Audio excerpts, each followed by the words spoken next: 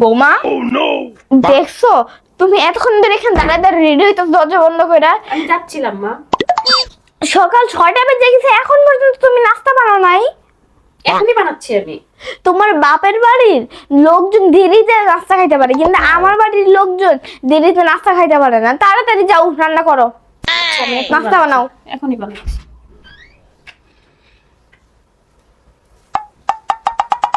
বৌমা ও বৌমা শোনো, তুমি কিন্তু পরোটা বানাও না। পরোটা আমি খাইতে পারি না, তোমার বাড়ির লোকজন খাইতে পারে কিন্তু আমি খাইতে পারি না। আর আমি খাইলে আমার গ্যাসের সমস্যা হয়। রুটি বানাও।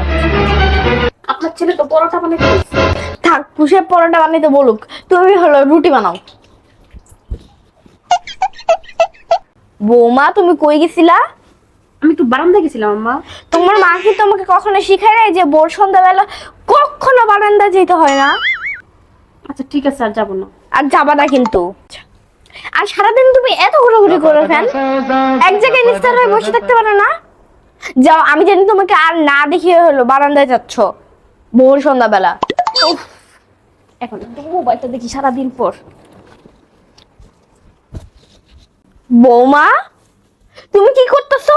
তুমি মোবাইল টিপতেছো সারাক্ষণ, তোমার কোনো কাজ কাম নাই, সারাক্ষণ তুমি এই মোবাইলের দিকে তাকায় থাকো, মোবাইল টিপো।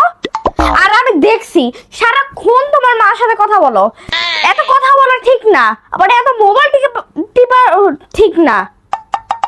আমি যদি তোমাকে না দেখি আবার মোবাইল টিপতেছো। সারাক্ষণ কাজ কাম নাই, সারাক্ষণ মোবাইল মোবাইল মোবাইল। এই বৌমা এদিকে আসো। শুনো, কালকে হচ্ছে আমরা একটু তোমার খালার শাশুড়ির বাসায় যাবো, বুঝছো? আমাদের দাওয়াত দিছে। কালকে কিন্তু সুন্দর করে সেজে যাবা।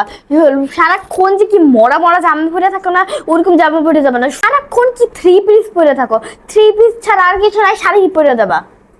সুন্দর একটা রঙিন শাড়ি পরে যাবা, আর ভালো করে সেজে যাবা কিন্তু। আচ্ছা ঠিক আছে।